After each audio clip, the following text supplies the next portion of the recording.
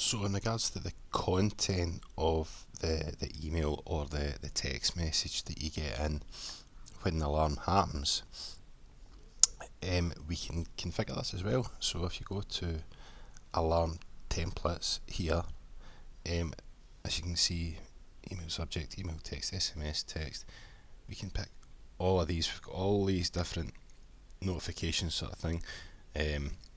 What happens, device communication, host communication, threshold alarm, and we can edit that as well. So if I double click that, that is the default email content, the default SMS content. So as default, you would get threshold alarm, and it would tell you the sensor type, location name, that's what they call a macro, and then the zone. So you would maybe get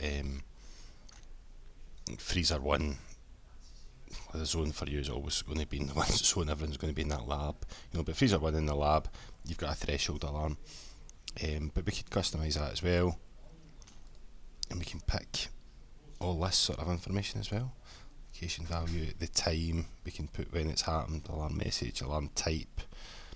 I think we'll be able to do pretty much anything you're looking to do, and we can do it as an SMS or an email, and then if we do the email, you get the email subject and details in it as well.